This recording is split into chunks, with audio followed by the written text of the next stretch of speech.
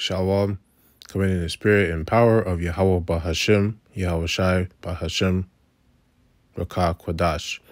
Double honors to the apostles of Great Millstone and to the hopeful elect, pushing his word in truth and sincerity across the four corners of the earth.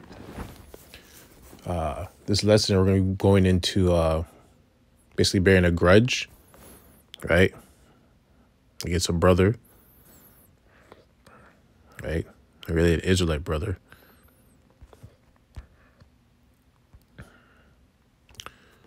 So let's just go into the word grudge real quick.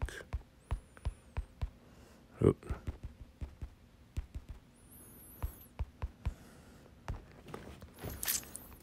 To murmur, complain, variant of grudge.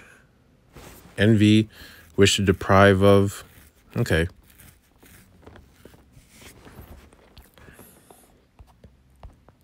Leviticus 19:17, thou shalt not hate thy brother in thine heart, which is mind. Thou shalt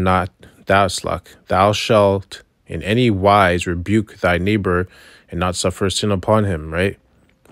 So in any way, you're not supposed to hate your brother, right? You're not supposed to do that. You're not supposed to hate your brother. And it even goes even further because, like, especially your brother that's in the truth, you're really not supposed to hate your brother. Because at the end of the day, like, everyone is, every brother's fighting their own demons, so to speak.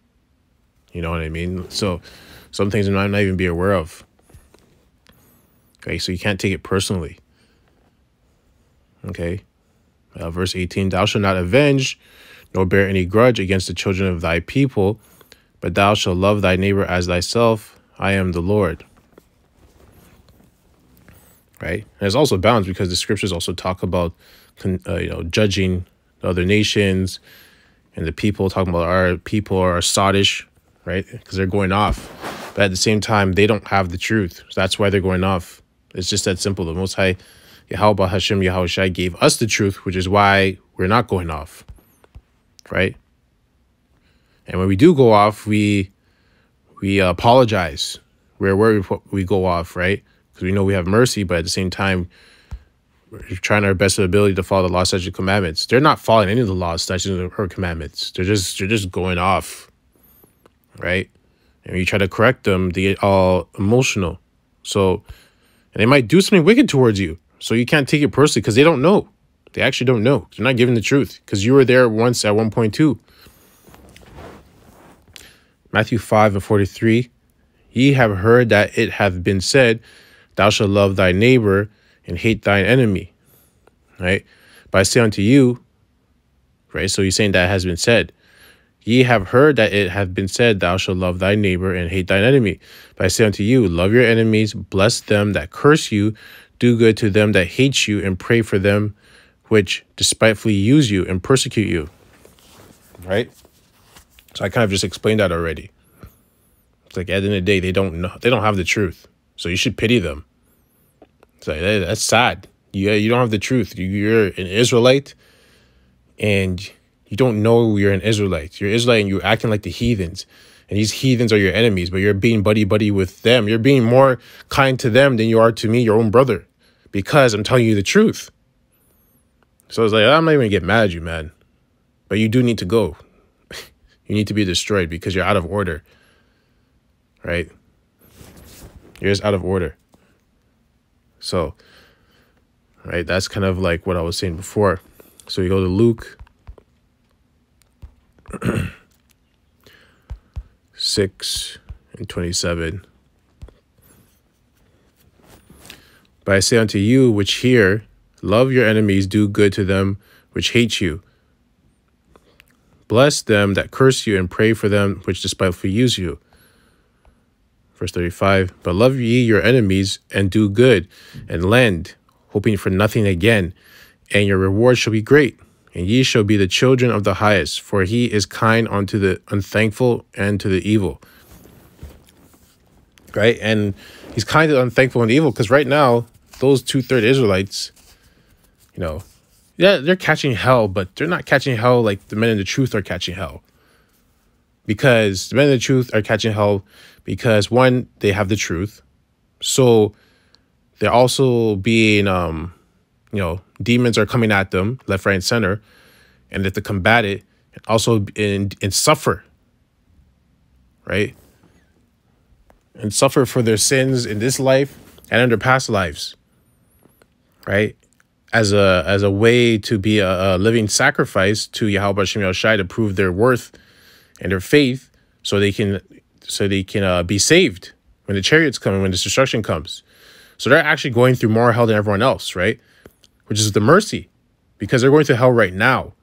They're catching hell right now, right? Yeah, you got Israelites outside, the 2/3 catching hell, but it's not like what the way the men in the truth are catching hell.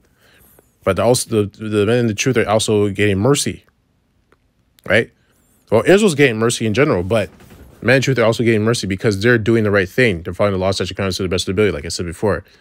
The Israelites in the world are not, right? And it goes back to that saying, ignorance is bliss. Or the scripture that goes, with much knowledge comes much grief. So the men in the truth, the hopeful elect, they have knowledge, wisdom, and understanding. So they are more grieved in the spirit than the people in the world. Let's just make it simple. People in the world don't have the knowledge, wisdom, and understanding. So they're not as grieved as the men in the truth. Right? And it says right here, I didn't mean go on a tangent, Slakia. But love ye your enemies and do good and lend. So even lending, like you lend to someone knowing that you might not get that money back. It's just like, whatever, here you go. Because you can see what's wrong with them. They just can't help themselves. They're just broken. Like, you just pity them. And the scriptures also say, like, when you lend charity, roughly paraphrasing, like, you'll be paid back. The Most High will pay you back even more than what you gave away. Roughly paraphrasing. Hoping for nothing again. Yeah, so you lend hoping that you're not going to get anything back. And your reward shall be great, and ye shall be the children of the highest, for he is kind unto the unthankful and to the evil. I already explained how he's kind to the unthankful and evil, right? Because we're talking about Israelites. We're specifically talking about Israelites right now. So we're going to go to Exodus 23:4. If thou meet thy enemy's ox or his ass going astray, thou shalt surely bring it back to him again. So even if you have a Israelite, 2/3, your next door neighbor, you don't really like him, you always give you a hard time, he's a Sambo, right? But he has a dog, whatever, and his dog might get hit by a car, you might see something's going to happen, go, stop it from happening. Don't allow it to happen because that animal belongs to that person, right? You know what I mean? Right? Or, something, of that lines. That's basically what it is. But, like, don't just sit there and allow it to happen because you don't like that person, right?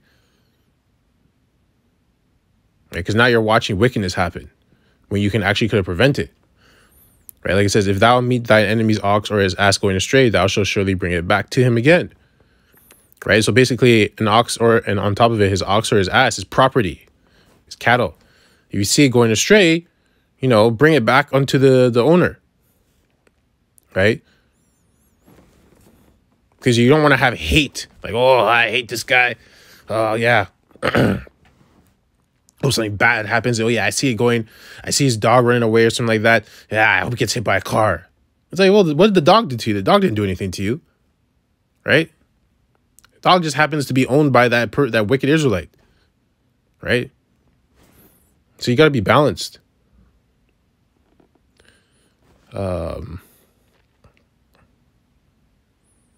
we already went into that. So now we're going to go to Ecclesiasticus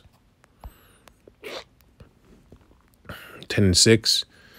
Bear not hatred to thy neighbor for every wrong. Wow. And do nothing at all by injurious practices. So it's kind of just what I just said. Like, bear not hatred to thy neighbor for every wrong.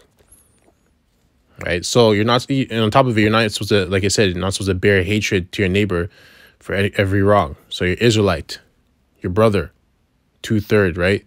Or in the truth. Doesn't matter. Either or. Right? Because you don't want that hate you have towards that person, make you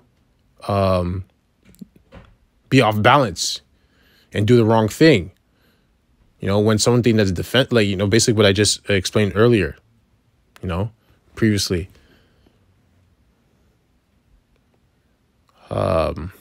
Pride is hateful before Yahweh and man, and by both doth one commit iniquity. Right? Yeah, and it goes back to that pride. That's why in that scenario you would allow that animal to get hit by a moving vehicle or get come into some type of predicament, right? Or their kids. You see their kids are doing something, you know, you're there and you don't do anything because, oh, I don't like that guy. You know, whatever, blah, blah, blah. You know, I'm not going to do anything, right? Because you're acting just like them, right? And they don't have the truth and they're acting like that. So you shouldn't be acting like that, right? If something happens, if you go and save that kid or that animal or whatever, and something happens after you did that, hey, that's just tells you the Most High, it was supposed to happen anyways, right? But you didn't let that anger or dislike towards that person stop you from doing the right thing, right? Because the Most High will show you whether that was supposed to happen or not anyways. So we're going to go to Ecclesiasticus 28 and 2 is the last one. Forgive thy neighbor the hurt that he hath done unto thee, so shall thy sins and also... I'll read that again. Ecclesiasticus 28 and 2. Forgive thy neighbor the hurt that he hath done unto thee, so shall thy sins also be forgiven when thou prayest. So forgive your neighbor. Yeah, he's wicked and whatever. He's a sambo, whatever, man. He doesn't have the truth. He doesn't have the truth. He's asleep. He's committing wickedness every day. You know, he's not even called to be one of the hopeful elect. He's just another Israelite.